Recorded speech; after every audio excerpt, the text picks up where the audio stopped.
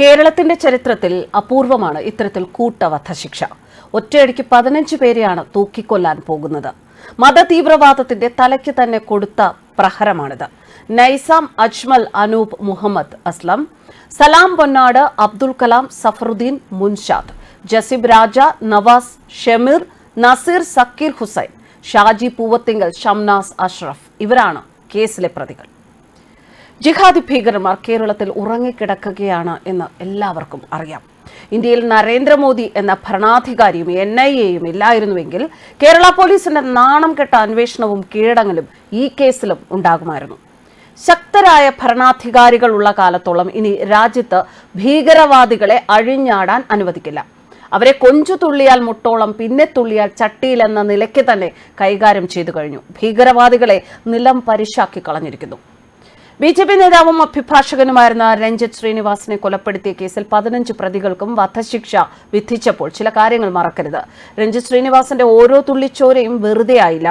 ഈ രാജ്യത്തിനു വേണ്ടിയായിരുന്നു ആ അമ്മയുടെ മകൻ പിടഞ്ഞു വീണ് മരിച്ചത്. രഞ്ജിത്തിന്റെ കൊലപാതകം ആയിരുന്നു പോപ്പുലർ ഫ്രണ്ട് എന്ന ഭീകരന്മാരുടെ സംഘടനയെ രാജ്യത്ത് നിരോധിക്കാൻ ഒരു കാരണം. മറ്റൊരു കാരണം ജോസഫ് മാഷിന്റെ കൈവെട്ടിയ കേസായിരുന്നു. ഇസ്ലാമിക ഭീകരവാദികൾ കേരളത്തിൽ ഈ അഴിഞ്ഞാട്ടം നടത്തിയപ്പോൾ ഇടതും വലതും ഫാനിട്ട് കാറ്റുകൊണ്ട് കോൾമയർ കൊണ്ടു. കൊല്ലുന്നത് ഇസ്ലാമിക ഭീകരന്മാർ, വീഴുന്നത് BJP-ക്കാർ. എന്തൊരു ആഹ്ലാദം! ഇതായിരുന്നു ഇടതും വലതും സ്വീകരിച്ച നിലപാട്. എന്നാൽ ആ ഭീകരന്മാരുടെ കൊലക്കത്തി അർജുൻ എന്ന SFI-ക്കാരന്റെ ജീവൻ എടുത്തപ്പോഴും കൊലയാളി പോപ്പുലർ ഫ്രണ്ട് SDPI-ക്കാർ ആയതിനാൽ CPM കൂളായിരുന്നു. CPM മനസ്സ് വെച്ചിരുന്നുവെങ്കിൽ മഹാരാജാസ് കോളേജിലെ അവരുടെ സഖാവിനും ഇതുപോലെ നീതി വാങ്ങി നൽകാമായിരുന്നു. താലിബാന്റെ ആശയങ്ങൾ, IS ഭീകരവാദം, ലഷ്കർ-ഇ-തോയ്ബ, അൽ-ഖ്വയ്ദ ഇവരുടെ ആശയങ്ങൾ കേരളത്തിൽ നട്ട് നനച്ചു വളർത്തിയവരുടെ ശിരസിൽ കൊലക്കയർ കയറുമ്പോൾ അതൊരു മുന്നറിയിപ്പാണ്. ഇന്ത്യയിൽ ഈ പണി നടക്കില്ല. നരേന്ദ്രമോദിയാണ് കേന്ദ്രം ഭരിക്കുന്നത് എങ്കിൽ അനുവദിക്കില്ല. ഒന്നോർക്കുക, മോദിക്ക് പകരം രാഹുൽ ഗാന്ധി ആയിരുന്നു പ്രധാനമന്ത്രിയെങ്കിൽ ഈ 15 പേരെ പിടിക്കുമായിരുന്നു. ഈ 15 പേർ പിന്നീട് എത്ര പേരെ കൊന്നേനെ? വയനാട്ടിൽ നിന്നും വോട്ട് വാങ്ങിപ്പോയ രാഹുൽ പ്രധാനമന്ത്രി ആയിരുന്നുവെങ്കിൽ ഇത്തരത്തിൽ ഒരു പ്രതികളെയും പിടിക്കില്ല, ശിക്ഷയും ഉണ്ടാവില്ലായിരുന്നു. ഇന്ത്യൻ നീതിന്യായ ചരിത്രത്തിലെ അത്യപൂർവ വിധിയായ ഒരു കേസിലെ 15 പ്രതികൾക്കും വധശിക്ഷ വിധിക്കുന്നത് അപൂർവ സംഭവമാണ്. അമ്മയുടെയും ഭാര്യയുടെയും മകളുടെയും കൺമുന്നിൽ വെച്ച് രഞ്ജിത്ത് ശ്രീനിവാസനെ അതിദാരുണമായി കൊലപ്പെടുത്തിയ പ്രതികൾ യാതൊരു ദയയും അർഹിക്കുന്നില്ല എന്ന് വ്യക്തമാക്കിയാണ് മാവേലിക്കര അഡീഷണൽ സെഷൻസ് കോടതി വധശിക്ഷ വിധിച്ചത്. ഇത് കേരള സർക്കാരിനും കേരള പോലീസിനുമുള്ള തിരിച്ചടി കൂടിയാണ്. കൊലപാതകം നടക്കാനുള്ള വളക്കൂറുള്ള മണ്ണാക്കി ഭീകരന്മാർക്ക് നൽകി. കേരളത്തെ അവർക്ക് ഈ കൊല നടത്താൻ പരുവപ്പെടുത്തി നൽകി. സ്ലീപ്പർ സെല്ലുകൾ വളർത്തി. കേരളം അതിന്റെ യൂണിവേഴ്സിറ്റിയായി. രഞ്ജിത്തിനെ വധിച്ച ശേഷവും കൊലവിളി തുടർന്നപ്പോൾ പോലീസും സർക്കാരും സംഘപരിവാറുകാരെ നിശബ്ദരാക്കാൻ നോക്കി. സംഘപരിവാറുകാർക്ക് എതിരായ നടപടി എന്നും ഫാസിസ്റ്റ് സംഘപരിവാറുകാരെ നിലയ്ക്ക് നിർത്തുമെന്നും സോഷ്യൽ മീഡിയ ആഹ്വാനമുണ്ടായി. എല്ലാം പിണറായി ഭരിക്കുന്ന കേരളത്തിൽ ഇനി പിണറായിക്ക് പകരം UDF വന്നാലും ഇത് തന്നെയേ സംഭവിക്കൂ. അത് വേറെ കാര്യം. മുസ്ലിം ഭീകരവാദ പ്രീണനമില്ലാതെ കേരളത്തിൽ ഇരുമുന്നണിക്കും ഭരിക്കാനാകില്ല. 2021 ഡിസംബർ 19 രഞ്ജിത്ത് ശ്രീനിവാസനെ ആലപ്പുഴ വെള്ളക്കിണറിലെ വീട്ടിൽ കയറി അമ്മയുടെയും ഭാര്യയുടെയും മകളുടെയും മുന്നിലിട്ട് വെട്ടിക്കൊലപ്പെടുത്തി എന്നാണ് prosecution case. SDPI Popular Front പ്രവർത്തകരാണ് കേസിലെ പ്രതികളെല്ലാം.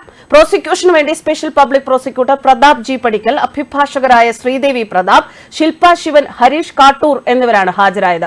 ആലപ്പുഴ ജില്ലയിൽ തുടർച്ചയായി നടന്ന 3 രാഷ്ട്രീയ കൊലപാതകങ്ങളിൽ ഒടുവിലത്തേതായിരുന്നു രഞ്ജിത്ത് ശ്രീനിവാസന്റെ കൊലപാതകം. ആലപ്പുഴ DYSP NR ജയരാജന്റെ നേതൃത്വത്തിൽ അന്വേഷണം നടത്തി കുറ്റപത്രം സമർപ്പിച്ച രഞ്ജിത്ത് ശ്രീനിവാസ് വധക്കേസിൽ പ്രോസിക്യൂഷൻ ഭാഗത്തുനിന്ന് കോടതിയിൽ ഹാജരാക്കിയത് 156 സാക്ഷികളെ, 1000-ഓളം രേഖകളും 100-ലേറെ തൊണ്ടിമുതലുകളും ഹാജരാക്കി. രഞ്ജിത്ത് ശ്രീനിവാസനെ കൊലപ്പെടുത്താൻ പ്രതികൾ 3 തവണ ഗൂഢാലോചന നടത്തിയെന്ന് പ്രോസിക്യൂഷൻ രേഖകൾ. വയലാറിൽ RSS പ്രവർത്തകനായ നന്ദു കൃഷ്ണ കൊല്ലപ്പെട്ടതിനെ തുടർന്ന് തിരിച്ചടി ഉണ്ടാകുമ്പോൾ കൊലപ്പെടുത്തേണ്ടവരുടെ പട്ടിക തയ്യാറാക്കാനാണ് പ്രതികൾ ആദ്യം ഗൂഢാലോചന നടത്തിയത്. പട്ടിക തയ്യാറാക്കിയ ശേഷം 2021 ഡിസംബർ 18 രാത്രി മണ്ണഞ്ചേരിയിലും ആലപ്പുഴ റെയിൽവേ സ്റ്റേഷന് സമീപത്തും ഒത്തുചേർന്നു തുടർ ഗൂഢാലോചന നടത്തി.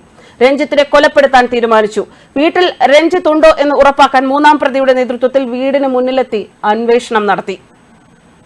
പോപ്പുലർ ഫ്രണ്ട് നേതാക്കൾ ആലപ്പുഴ നഗരത്തിലെ പോപ്പുലർ ഫ്രണ്ട് ഓഫീസിലും മണ്ണഞ്ചേരിയിൽ പ്രതികളുടെ ഉടമസ്ഥതയിലുള്ള കെട്ടിടത്തിലും ഒത്തുചേർന്ന് തയ്യാറെടുപ്പ് നടത്തി.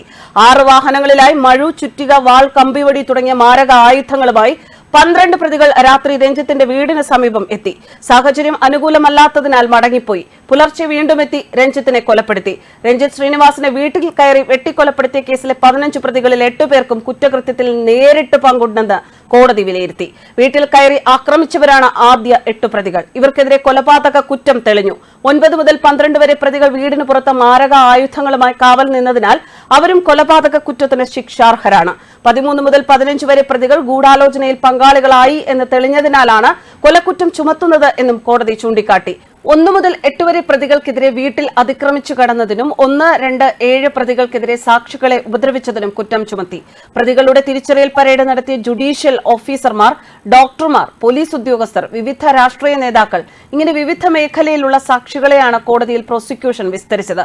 കേസിലെ 15 പ്രതികളെ വിചാരണ കോടതി ജഡ്ജി ക്രിമിനൽ നടപടി നിയമം 313 വകുപ്പ് പ്രകാരം ചോദ്യം ചെയ്ത് 6000-ഓളം പേജുകളിലാണ് മൊഴികൾ രേഖപ്പെടുത്തിയത്. പ്രോസിക്യൂഷനു വേണ്ടി special public prosecutor Prathap G Padikkal, അഭിഭാഷകരായ ശ്രീദേവി പ്രതാപ്, ശില്പ ശിവൻ, ഹരീഷ് കാട്ടൂർ എന്നിവരാണ് കോടതിയിൽ ഹാജരായത്. ന്യൂസ് ഡെസ്ക് കർമ്മ ന്യൂസ്.